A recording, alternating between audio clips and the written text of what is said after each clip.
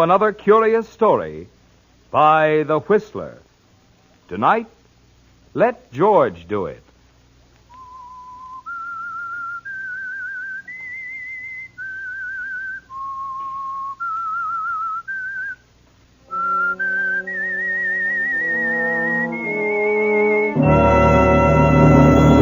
I am the Whistler, and I know many things, for I walk by night.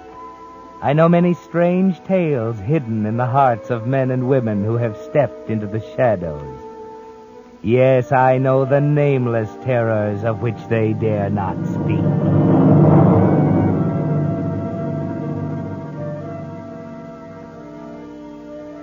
Kathy was beautiful. There was no denying it. A redhead, one of the all-too-rare variety, with pale white skin and big, luminous brown eyes. Delicate, fragile as a Dresden doll. Her beauty was always there for her to depend on when she got into a tight spot. That is, until she met an artist named Alan Blair and fell in love with him. Until then, men were nothing more to Kathy than a source of amusement, an endless parade of suckers, ready to jump when she crooked her finger. But Alan didn't jump. He didn't melt when she flashed her irresistible smile. He didn't come running to comfort her when she pouted. Maybe that's why she fell in love with him. And maybe that's why one day she told him about it. What? What did you say? I love you, Alan. Oh, no, not that. Alan! Alan, stop well, it. After all, Kathy, did you think I'd fall for that? But it's the truth. You never loved anyone in your life, darling. Except yourself. You don't know what it feels like. You're wrong, Alan. I mean... Sit over there. Please, Alan. No, that won't work either. There you are. Yeah. Okay, Miss Booby Trap. You can relax until the next sucker comes along. I'm checking out. You can't. You hear me? You can't just walk out Shut on up. me. That's exactly what I'm doing. I won't shut up. You're going to be sorry about this, Alan Blair. You're going to come crawling to me on your knees. Now, listen, baby, don't tell me what I'm going to do. I could have just walked out, taken the easy way. But somebody had to tell you off, and I wouldn't let George do it. You better practice in front of the mirror, sweetheart. Your act's getting rusty. So long. You're not going to get away with it. I'll kill you, that's what I'll do. No. Let George do it, you said. Huh? Let George do it.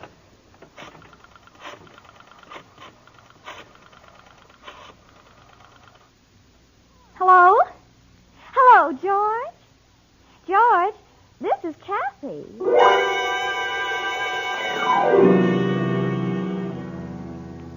You can work fast when you want to, Kathy. 3 weeks later, the people of Evansburg are stunned when you announced your marriage to George. Dull, drab, uninteresting George Morrison, 15 years older than you. The staid, respected member of the city's Board of Supervisors. George is stunned, too. Kathy, I can hardly believe it. It's thrilling, isn't it, George? Well, it was so sudden, I hardly knew what to think. I'd always loved you, Kathy, but I never dreamed that this could happen. Love is an unexpected thing sometimes. You do love me, don't you? Oh, of course I do, George. You're all I'd ever hoped for. Everything I'd ever dreamed about. Gosh, Kathy, I'll bet this will be a surprise to the folks in Evansburg. Wait till we get back from our honeymoon. Well, I get a kick out of telling them. You're too late, Mr. Morrison. Huh? What do you mean? I wired the papers yesterday.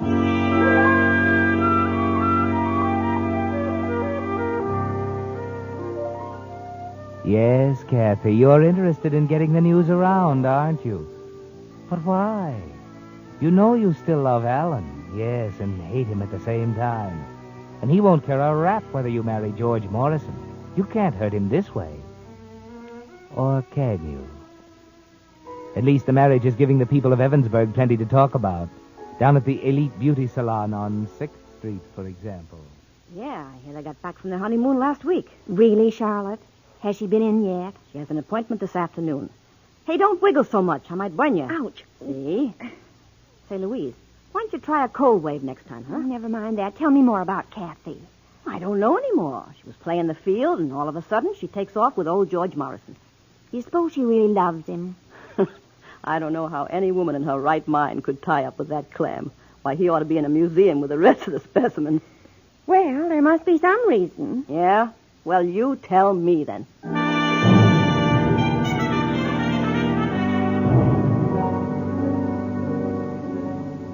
George, dear. Yes, Kathy? George, you remember what we talked about on our honeymoon? No. What? My portrait.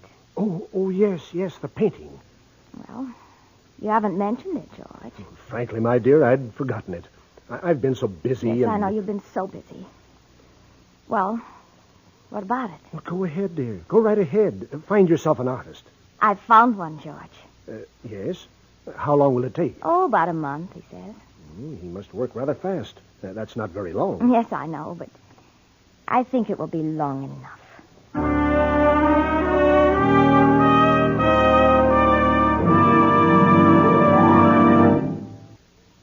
And now, back to the Whistler.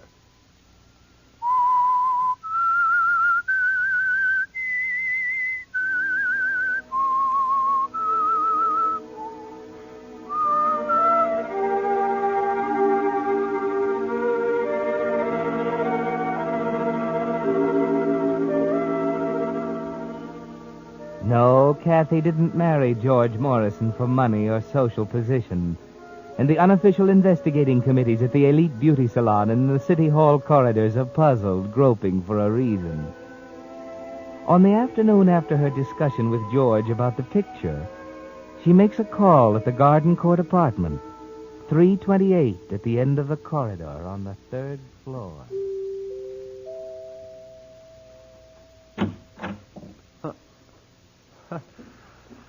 Hello, Kathy. Hello, Alan. Well, that takes care of the greetings. Are you going to ask me in? I don't know. Was this trip really necessary? Please, Alan. All right. Come in. Thank you. Oh, you have a nice apartment. These are your murals, aren't they? Mm-hmm. They How are. long have you been here? A month. Sit down. Thanks. I heard you'd moved into town while we were on our honeymoon. Things get around in Evansburg, don't they? Cigarette? Oh, thanks.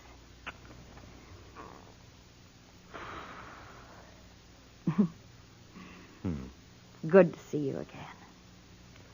Comfy? Yes?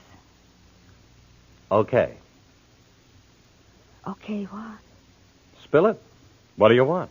Don't be like that, Alan. I'm not fond of quiz programs, sweetheart. Suppose you come to the point. You're making it very difficult. And you're not here to play games. I told you once it was all over. Finished. Something I don't even want to be reminded of. Maybe I didn't make myself clear enough. Well, Alan, I didn't understand then. I do now. I want us to be friends. Why? Well, Aha, I've got you there, haven't I? You're a very pretty girl, Kathy. You look swell on magazine covers. But I don't want you in my apartment.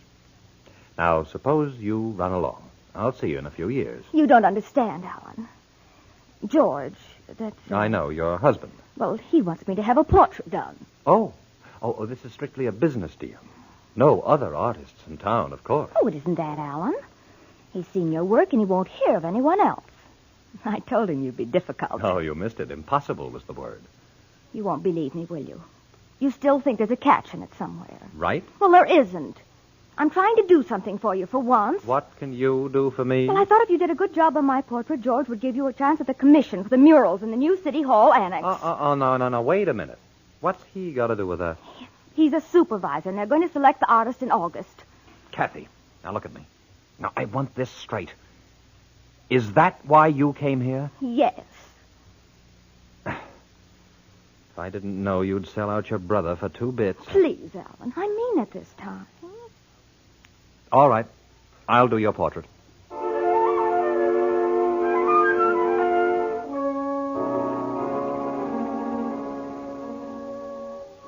You could hardly keep from laughing out loud, Kathy. It was quite a triumph.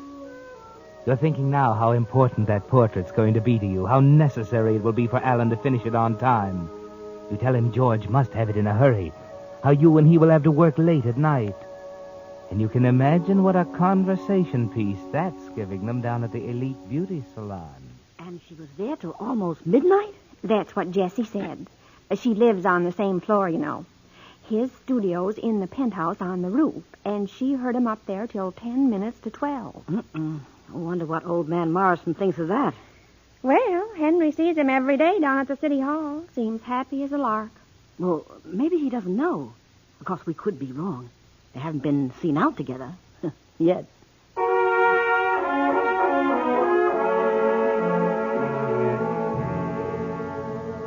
No, not yet, but you're working on that, aren't you, Kathy? While Alan works, you're making careful notes the way his apartment is laid out, with his living quarters on the 3rd floor and the studio upstairs and the penthouse on the roof. Hold still, Kathy. The light's bad enough without you changing position every minute. I'm sorry, Alan. Oh, excuse me. Yes? Okay. Well, what else? Oh, yeah, that'll be fine. About 8. 9:15. What? Every night the phone rings at exactly 9:15. Oh, that's Manuel. I set my watch by him. Who's he? The houseboy downstairs. Calls every night to catch my order for breakfast. Oh. Well, no. Alan, I'm awfully tired.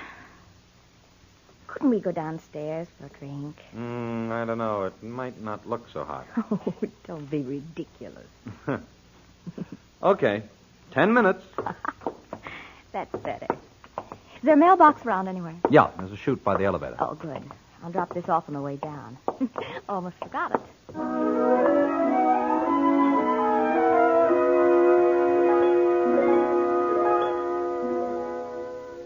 An important letter, wasn't it, Kathy?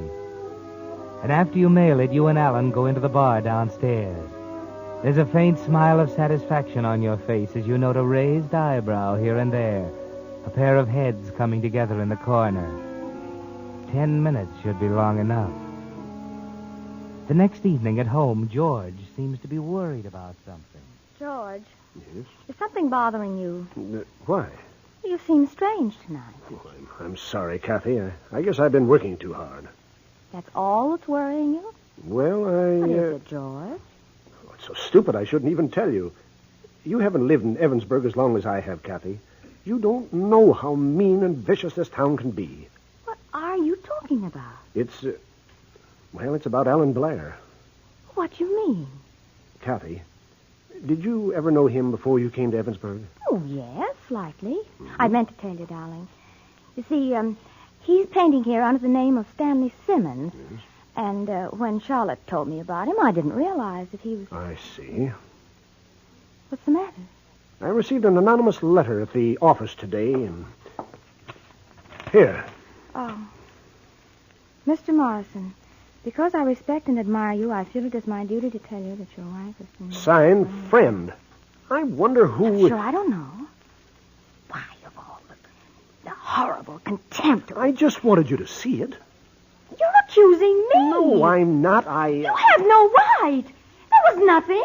I didn't accuse you, Kathy. You believe them, don't you? You swallowed their dirty little tails, hook, line, and sinker. Kathy, I only wanted you You to... don't have to tell me. You're part of this, aren't you? I'm trying to tell you I didn't. Give me that letter. There. That's where it belongs, in the wastebasket. Oh, George. Why did you have to show me that? Oh, Kathy, please.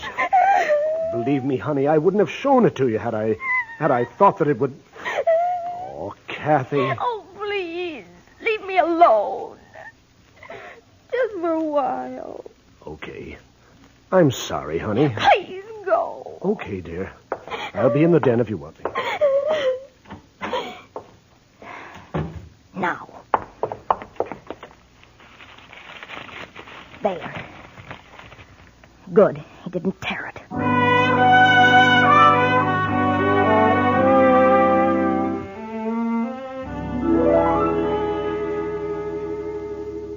Well, Kathy. Hello, Charlotte. I'm sorry I'm late. Oh, that's all right, dearie. kind of slow this afternoon anyway. Here, let me help you with your things. Oh, thanks. I don't know what I'd do without you, Charlotte. I'll hang your jacket up. Well, I suppose you want a shampoo and a facial. Mm-hmm. You always make me feel better, Charlotte. Oh, good. Say, what's the matter, dearie? Oh, it's nothing. Well, it doesn't look that way to me. Here, lean back. Take it easy. Oh, Charlotte. I've just got to tell someone. Huh? Tell what? Now, you mustn't breathe this to a soul. I don't know what I'd do if it got around. Well, you know you can trust me, dearie. Well, it's George. We had a horrible scene last night about Alan Blair. Oh. I thought he was going to hurt me. It's all been so ridiculous. Mr. Blair's been so careful to be businesslike. Why, sure. But I didn't know your husband has such a temper. Well, I couldn't explain to him. He just went up in a rage. And I'm so afraid. And it was all so innocent. Alan's been working nights because George wants the picture done by next week. And the other night, Alan and I got awfully tired and decided to go downstairs.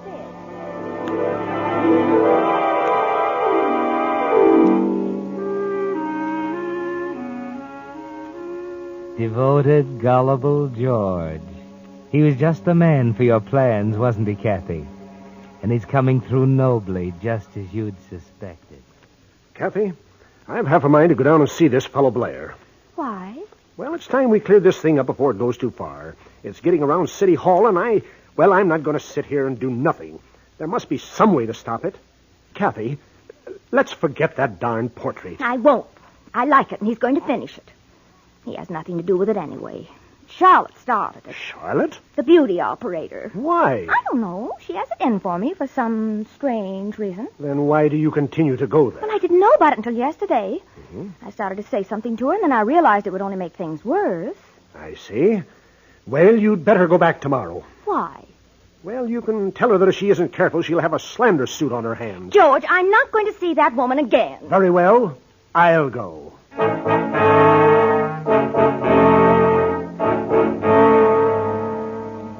You're in the clear, Kathy. You've been very careful not to depend on outright lies. Half-truths are more effective and safer. Charlotte will irritate him. He'll accuse her. There'll be an ugly scene, and then... Now, wait a minute, Mr. Morrison. You can't talk like that to me. I can't, Well, now, you just listen to me. This ugly talk about my wife and Mr. Blair is going to stop. Understand? I had nothing to do with it. Don't tell me you had nothing to do with it. You jealous old fool. Jealous? Yes, jealous. All right, listen. One more peep from you and your gang of gossip mongers about Alan Blair, and I'll have a lot of you in court.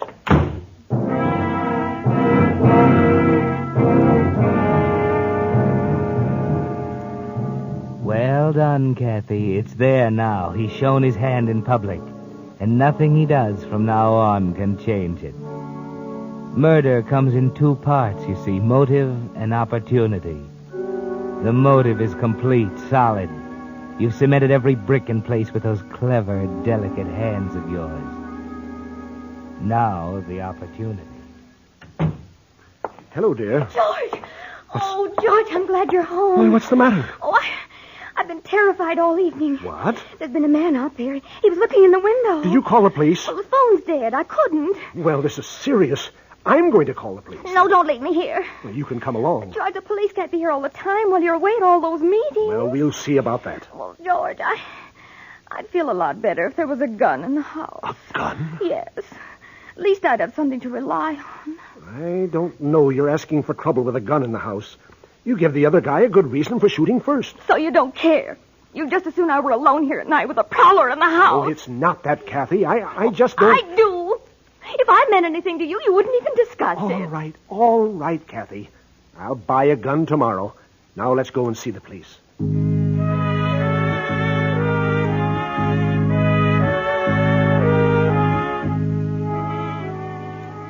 But of course the police find nothing, Kathy. When you cut the telephone wire, you were careful to keep on the cement walk, and there were no footprints. And Evansburg took note of the fact that on the afternoon of July 23rd, George Morrison walked into Tyndall's sports shop and bought a .38 automatic. As simple as that. Motive and opportunity. You've built a beautiful frame, Kathy. Now all you have to do is put George's picture in it. Here you are, my dear. Thank you, George. I do feel miserable. It's so hot. Well, this ought to cool you off. Here. That's good. Oh, darling, it's 9:15. You better run along. Kathy, must I pick up that picture tonight? I told Mr. Blair you'll be over around 9. You'll be thrilled with it, George. Well, I don't relish leaving you alone like this, especially after Don't all... even think about it. That prowler's had the scare of his life with the police after him. You wouldn't like to come along? No, I'd be so miserable with this headache. Oh. Now be an angel and run along. I can't wait to see it over the fireplace. Well, very well. You stay where you are, and I'll be back before you even know it.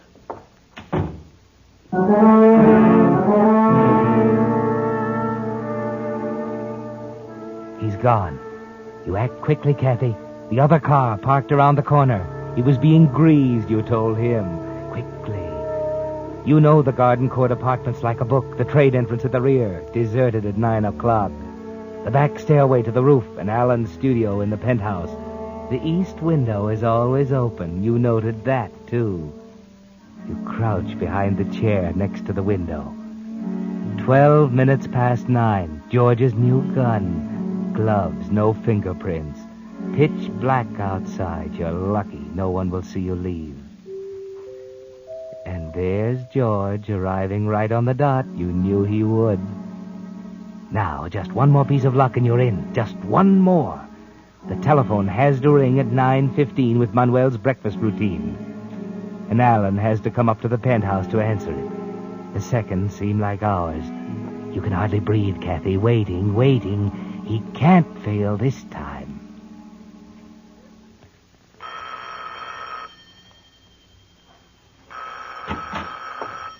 Be right with you, Mr. Morrison. That's my houseboy.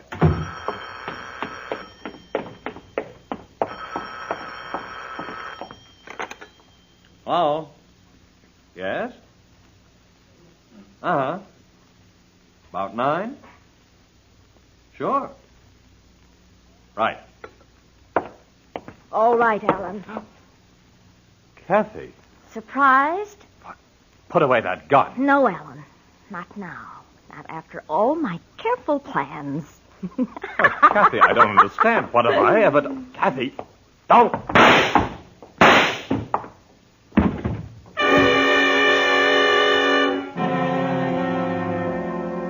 It's done. Now. Careful, Kathy. Don't be too obvious. Hide the gun under the chair cushion where they'll have to hunt to find you. Mr. Blair! Oh. Yes, here comes George. Out the window now and down the back Mr. stairs. Blair! That's Mr. Blair! it. It's done, Kathy. It's perfect.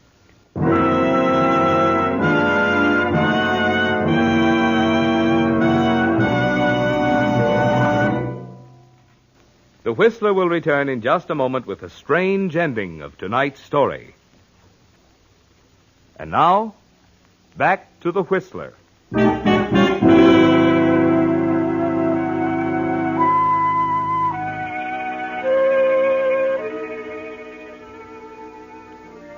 Ten minutes after leaving Alan's studio, Kathy is home again, safe in bed with her headache. There wasn't a hitch. No one saw her leave.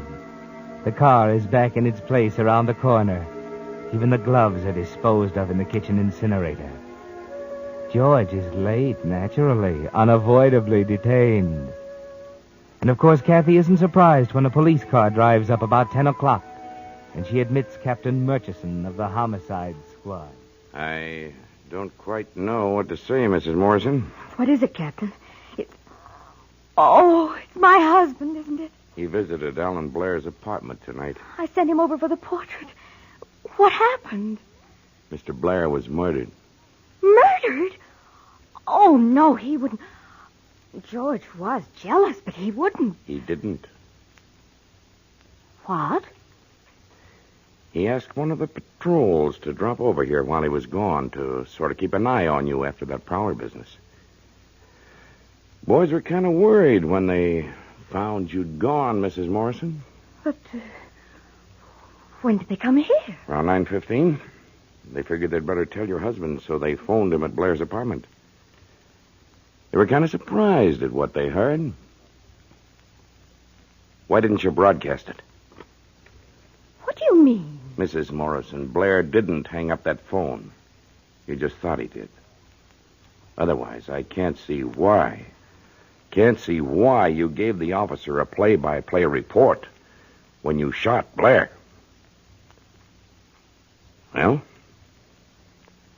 you ready to go?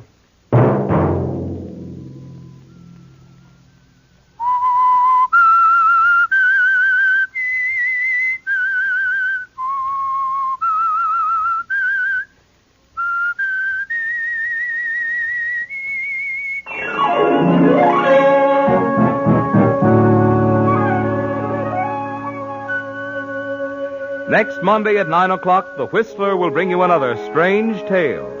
The Whistler is broadcast for your entertainment. This program, directed by George W. Allen, with tonight's story by Anne Lockwood, music by Wilbur Hatch. This is Marvin Miller speaking. This is CBS, the Columbia Broadcasting System.